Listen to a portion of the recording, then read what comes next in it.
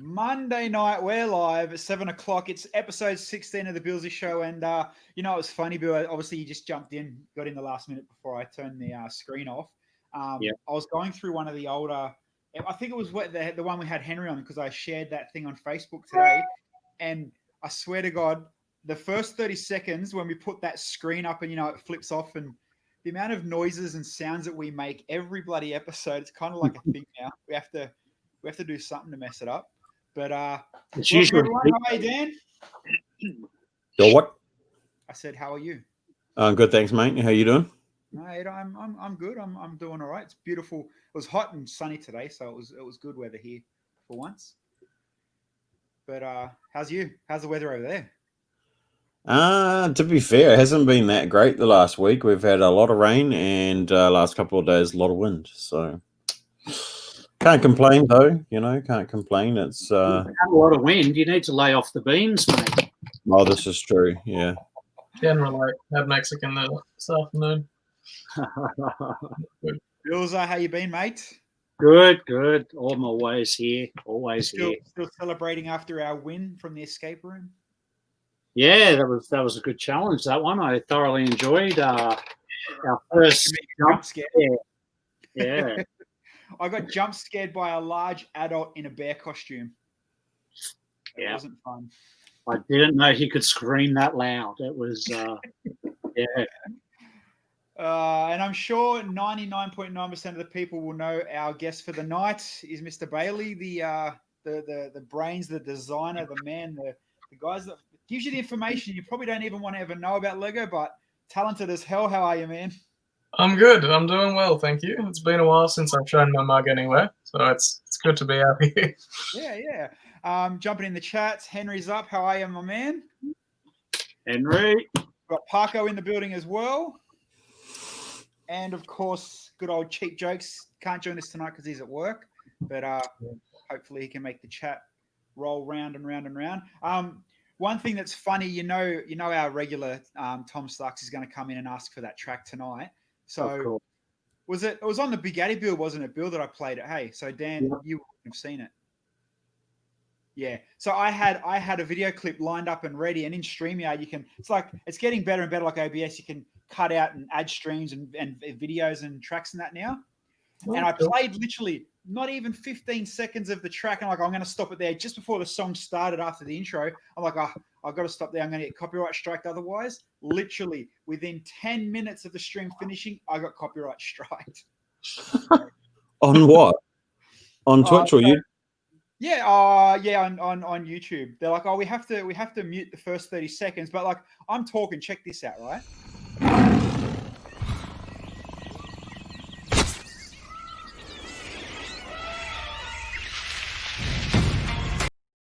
I literally played it to there, and I'm probably going to get copy striked again tonight, but that's all I played, and they got me. I'm like, God damn it. Thanks, Katie. It happens. What's that? It was worth it. It was a good laugh. It was good because then he had nothing. He had no comeback. He was just it was funny. Bailey, to catch you up, we're obviously at episode 16 of this one every Monday. Yeah. And on Wednesday, me and Bill, we build whatever we got, and we're building the Bugattis at the moment. Oh, okay. Every single stream we go live on, Tom, this is a DJ in Adelaide, comes in and tells us he wants to hear Katy Perry's Raw. Katy Perry's Raw. Hey boys, we need to play Katy Perry Raw. Every single stream without question. And I guarantee you tonight. And the one time I finally play it, yeah. I look forward to it. I'm sure we'll get it again. We might have to. We'll make it a guest thing now. The guests have to sing Katy Perry's Raw. Yeah, good idea. Or maybe not. We can start with Dan. Dan could be the first one to kick it off. No, I'm not a guest. I've been here more than twice. In fact, there's only 2 that I've missed. So Kiwis are naturally musically minded and talented, though, man. Apparently not this one. No. I think the only Katy Perry lyric that I know is "Do you ever feel like a plastic bag?" And I think that says it all. I didn't even know that one. I'd rather go like I kissed a girl and I liked it, or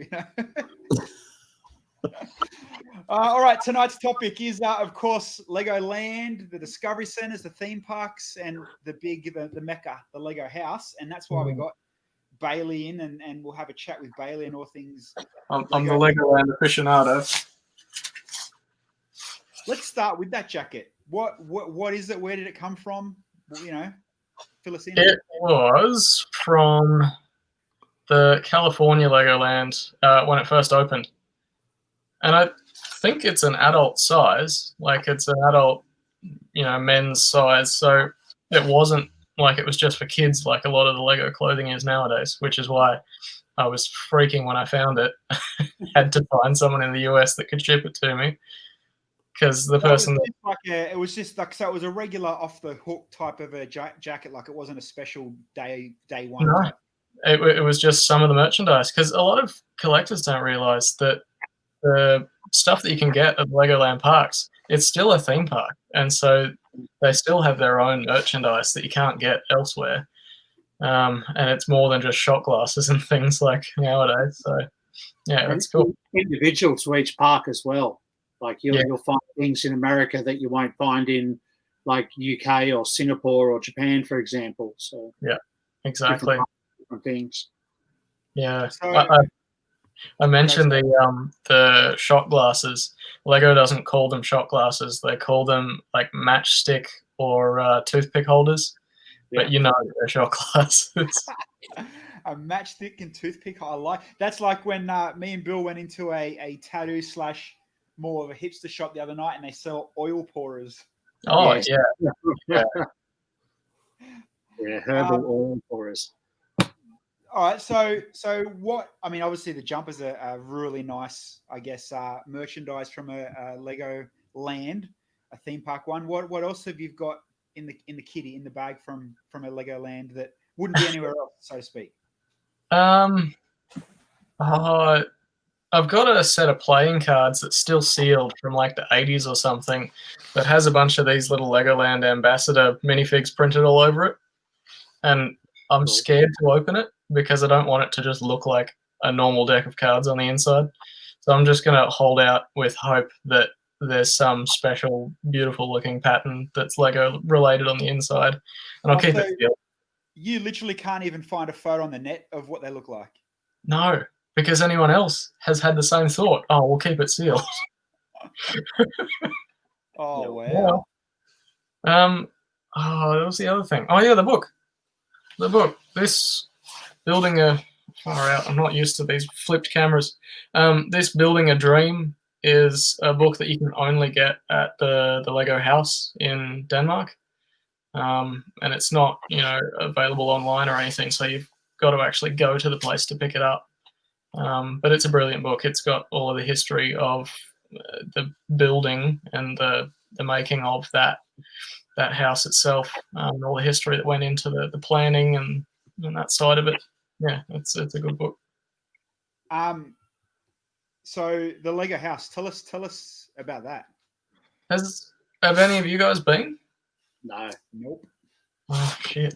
We're all on like exciting ears because you obviously you did, and I guess you got to see parts of the Lego house that even regular people don't get to see. Oh yeah, with the fan weekend, it was incredible. You said the word Mecca before. It truly is akin to a religious experience, even to the point of you enter from one side of the building, you do this big loop up a set of staircases, and then loop around the whole building through the different sections, and then you find your way back at the bottom again, and then there's the gift shop and your exit. It's a journey going through the building. It's not like it's just a little, attraction, which I think was so special about it. Yeah, wow. And I guess, and you mentioned before when you pointed at your little minifig, what would you call him again? The guard, was it, or a? Oh, the ambassador. Ambassador. Is that what that thing is there? Yeah. They used to be, like the attendants that you'd talk to. They'd be the train drivers. They'd be... yes, there you go. They would be those sorts of people that you would talk to at the park. And then it became the uniform for the band members when the marching band would come through some of the parks. I don't think they do that at all the parks anymore. Well, that's what I was going to ask. Is that just a Billund thing, or was it like a every park thing for a while? Or I think it was in the US as well, but it's probably stopped, and the Billund one has wound down. But yeah, I guess it's another thing that makes those Legoland parks special is those sorts of little extra things that they do, because who wouldn't want to see, you know, a marching band in full Lego regalia come past as you're waiting for a roller coaster? yeah, I get what you're saying. So with the Lego house, did you obviously I guess at a certain percent what you're going to expect, and the height, the internet, that kind of gives a lot of stuff up.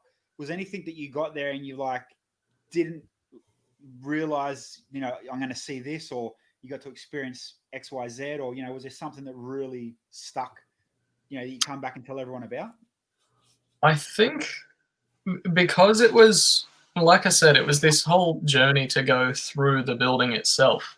I think what you can't see from pictures or even from video is all of the little extra bits. Like any of the pictures you see online, you barely see any of the playgrounds that are on the roofs.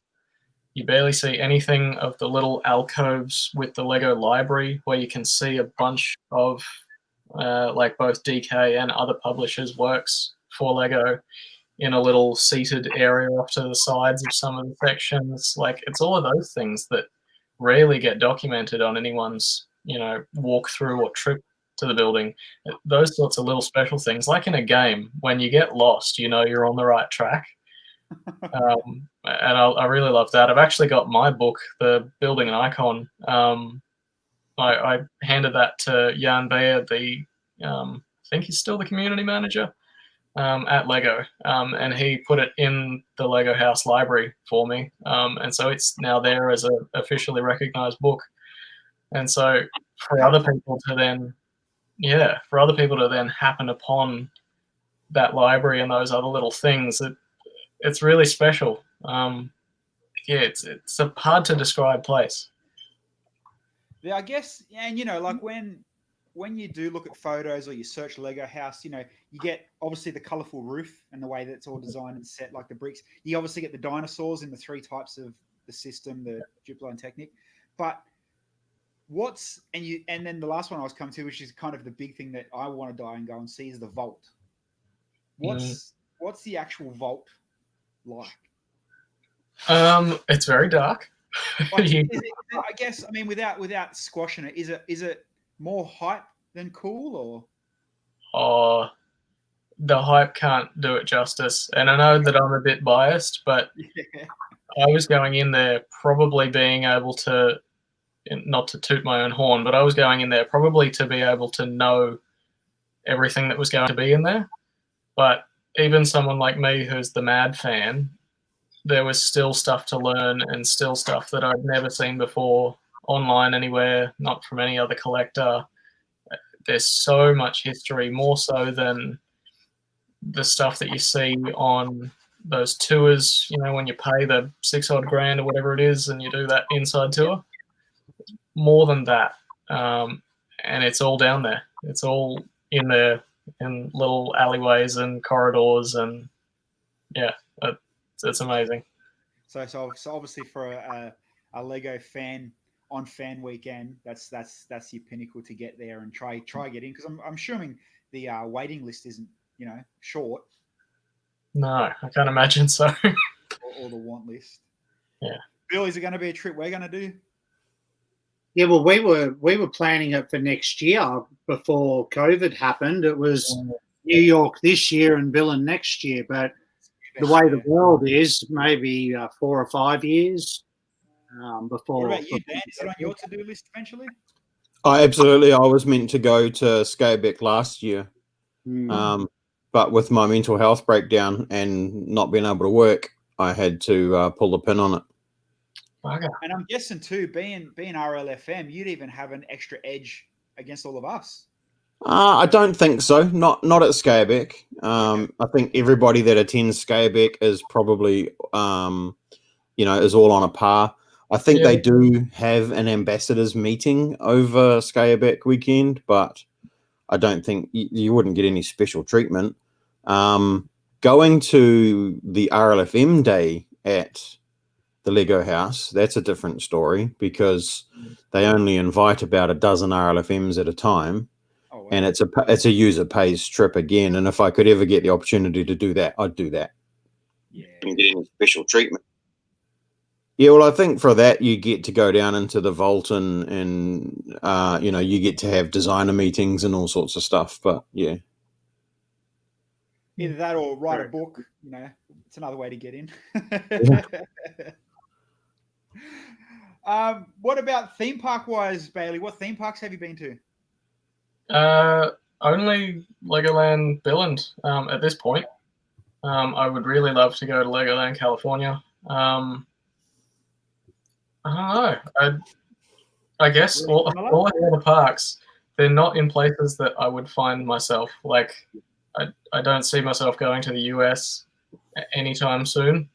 It was just I was obviously in the right place to go to Legoland Billund, and it was magical. I think the only thing that I found with it, I guess, is the original.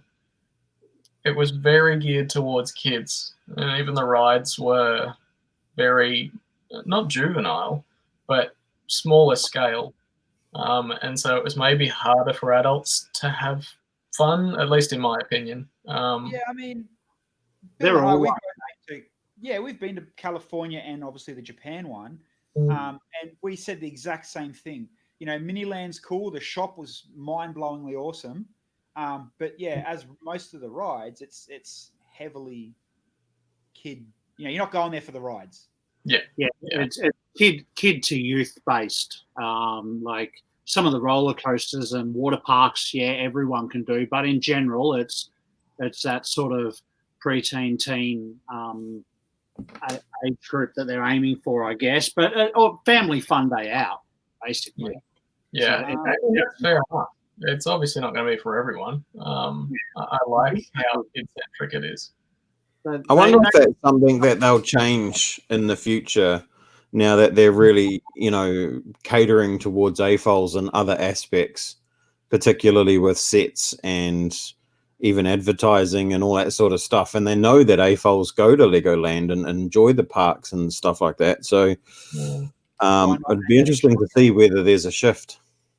I'm wondering whether that shift could ever be in the form of rides, because I can't imagine Lego having a ride where they've got those height meters and somebody would have to say to a little kid, no, you can't go on this. I'm not sure if they could do that.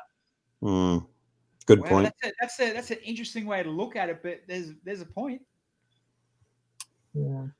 Yeah, but on the other side, it's the adults that have the money that go. So, I guess if you cater for all ages in different areas, it's a win-win. Yeah. How was the food at the parks that you've been to? Oh man, so food's good. I literally just had I'm sure I had the photo up before. I was just trying to find photos of our Japan trip. We had that was one that had the colourful burgers, wasn't it? Yeah, a Lego brick burgers. I'll just find it. I know it's here somewhere. I think they were red or blue. From memory. It was. I don't have a photo of the burger, but yeah. But the food was very at the park. It was westernized. You could buy bento boxes. Obviously, you can everywhere in Japan. But the thing that was the really like eye opener, like man, this is not going to be anywhere else, was the snacks. Japan had like tins. Are they in reach for you, Bill? Tins that were like they had cheesy biscuity snacks in these type of tins in round tins. Wow. It was in like a million different sizes and shapes and stuff like that. And I'm just going through the chat now. Stephen's like, each park is different for food. A little pretzel too, And I think from California, it was a typical American, fish and chips and hot dogs, burgers with studs on them on the things. All right, it's going in the chat real quick. Stunny, I'm going to Lego House bucket list. Yeah, man. We should surely there's some sort of Lego Masters, contact you can pull. Come on, Stunny. You got further than me, man. Hook all of us up. Andrew, love you guys. Thanks, man. Chris, hi guys. Awesome to hear Bailey talk. Mate, need a podcast, Bailey. Oh God, that's the last thing this world needs. Cheap jokes and flavored popcorn. The lines for the popcorn at Disney. Oh, mate, you're on the wrong show. Move on. Jesus, Disney. And I guess we can talk. I guess all Legoland, not just the food have their quirks, but the other non-Lego stuff. And we talked about it a couple of weeks ago. In Japan, I bought a bucket load of stationery, which I've never seen anywhere else. Pens and erasers and pencil cases and like pens with monkeys and bears on them that have no reference, pandas and stuff that have no reference at all to anything. Like, they're not even minifig heads. Like it's and that was that's a little odd. That was I didn't expect that. I mean, kind of. Maybe for Japan, with the sort of trinket fascination, if that's like a cultural thing. Japan had these little dragon hand towels as well. That's cool. Yeah, I didn't see anywhere else, which is obviously a very Japanese thing to have before meals. And then lots of little random things too, like space badges and that's cool. Basically anything that says Japan on it. I sort of grabbed randomly because I didn't know if I'd get back there. And whereas California had a lot more westernized things and stuff as well. And then the other thing I got in Japan too was sets that you previously couldn't get here in Australia before the Discovery Centre came. So things like, that set, which is Legoland exclusive. I mean, now with the Discovery Centre, you can get it there, but and little sets like that is all Legolands have that. This one I got from Windsor. So they've got exclusive sets as well as individual park exclusives as well. I'm going to throw a question to Dan. If New Zealand was to make a Legoland, say Legoland Auckland or whatever, what would be the flavor of the park for New Zealand? Japan's odd with their food, obviously, and it's different sets in California and very westernized, like Bill said. And I'm sure if you go to Singapore, it gets exotic Asian type stuff. But what would New Zealand be? I feel like you're trying to lead me up a garden path here. No, I'm dead set being honest. I don't think it would be too dissimilar to what you would get if you were to have a Legoland in Australia. I'm sure it would feature, some of our native animals, and I'm sure it would feature some of our Māori culture. Yeah. And I'm sure there would be some freaking All Blacks influence there because, they have influence over everything. But other than that, it would have to be mountains, rivers, beaches, the things that we're surrounded by. Can you imagine New Zealand? We have. Sorry, Bailey? Oh, sorry. I was going to say, can you imagine a New Zealand-inspired mini-land? How beautiful that would look. Yeah. That would be cool. Lots of trees and greenery and stuff, yeah. Look, to be fair, we've only got one store, for crying out loud. We're a long way away from a Legoland, A couple more stores around the country would be nice. Thank you, Lego, if you're listening. Wellington, Christchurch. Well, you said it to be the same as Australia. Now, I guess, it's still officially a Legoland. We have the Discovery Centre. But Bailey, you'd be able to answer me if I'm wrong. We don't have nothing Australia exclusive in that store, would we? Or nothing Lego Australia exclusive, really? I don't believe we do. Potentially like one of those printed bricks for like the store that they do. I love, Lego Australia or something. Yeah, maybe. Discovery Centre, the Duplo bricks. Yeah. Well, that was I mean, one cool thing when we went to the Japan one. We got to watch it get molded, made, printed. Yeah, when you do the factory tour, you do that at all of them, I believe. You get the bricks. I've got them from 3, I think. So, I mean, this is just an outside question, more to you, Bailey. You know, because you like collecting your really odd, you know, your marble pieces and your broken pieces and your off press stuff. And go on. When you went to, like, say, either the Lego house or the Billin one, or is there like opportunities to get that, or were you open to grabbing any of those, or, you know, do you know what I mean? Like, I guess, same with the Japan one, like that's a very commercial, you know, customer friendly. Here's one pressing that goes through the 2 rooms and you watch it all happen. Surely they'd have a mistake every now and then that they'd have. It's funny you mentioned that. I'm imagining you guys may be familiar with the moulding machine that they've got at the Lego house, where it packages the 6 red 2x4 bricks, and then you can take them at the exit. Yeah. So with that, on a little wristband, it's got your ID and that sort of thing, and you scan it on this machine, and it gives you a card with your own personalized version, like one of the 915 million combinations of the 6 bricks. Oh, wow. That's cool. I scanned mine, and I got my card, and it had a printing error on it. And I don't know if it could have been given to a more worthy person. Out of all people in the world. For it to have an error. I showed the guy that was standing at the machine, and he's like, "Oh yeah, that's not supposed to happen." I'm like, okay, cool. I'll keep that. I'm not mad. Bill Lego, another Lego master in the building from the States. How are you, champion? Thanks for tuning in and watching. Be good to have Boone in and talk about the American Legoland. So I'm sure he. Yeah, mate, I would love to talk to Boone on a stream. Just putting it out there, Boone. Yeah, so just putting it out there. We'll dedicate a stream to you, buddy. Anytime, mate. Anytime.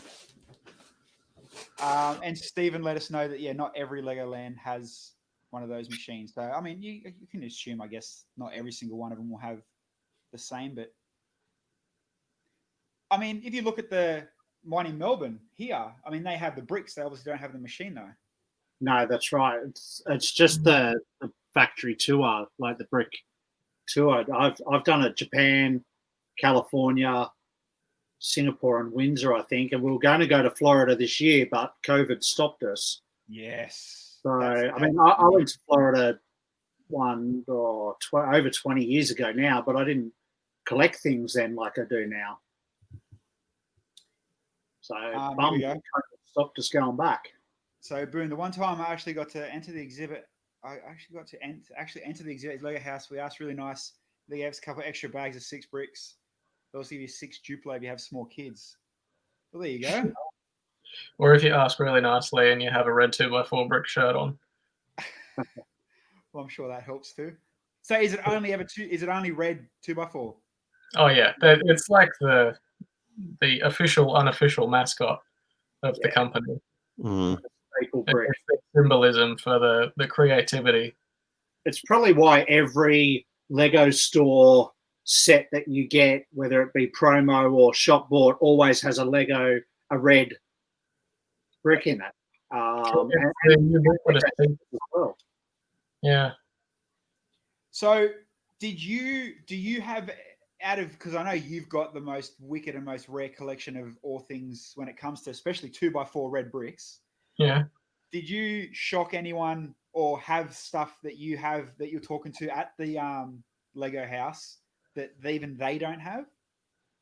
Oh yeah. There's a bunch of things, like say for maybe the wooden toys and early history stuff. There's just so much of it that went undocumented that you'll often find things that collectors have that they don't have in their archives.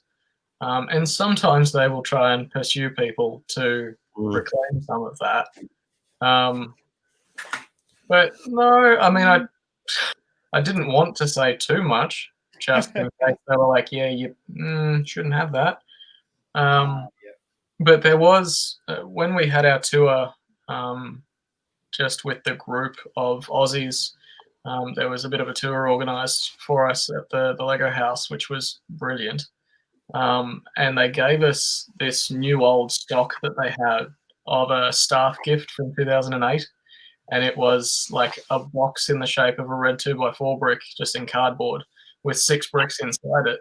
And they were like, yeah, these were given just to the employees in 2008 for obviously 50 years of the brick. And these were the ones that we found in our storage. And so we thought we've got just enough for this group. We'll give one of each to you guys. I had one of those. Everyone, this is fantastic. I'm like, I've got a second one. Yay. And so now I've got one pristine and the other that I'd open up and have fun with. Oh, thanks, Boone. So Boone obviously likes Dan's setup. I think that's a stab at you as well, Bilza. Get some neons, mate. Get your back up. And Boone said, yeah, look, he's happy to come on the stream with us. We'll set up a time and we'll definitely hold you to that, man, because I'm sure you have a lot of stories. Half of us will be glued to listen to, that's for sure. Sure. All right, well, we've hit the 31 minutes. We've gone over time, but it was definitely, you know, you made it for sure, Bailey. You made tonight's episode definitely something interesting, and because I'm sure between me, Dan, and Bills, it would have got boring just talking about, you know, kids' rides and Miniland. So appreciate you coming. Given that I've never been there, so you know. But Bailey, you need to come back because I have more questions for you, particularly around the marble bricks and stuff. I love those things, and I'd never had my hands on any of them, so I'd be keen to see. All right. And Boone, I hope you're keeping safe out there because I know that if I'm not mistaken, I think Boone's from Oregon, and is that not where some wildfires are happening? Where the worst ones are, yeah. All right, we'll hold Boone to coming on the stream, and we'll make a whole stream dedicated to misprinted, broken, marbled, all that kind of Lego, and we'll get you back on, Bailey. Okay. All right. Fair enough. Happy to. Everyone else, thanks again, and we'll catch you next Monday night.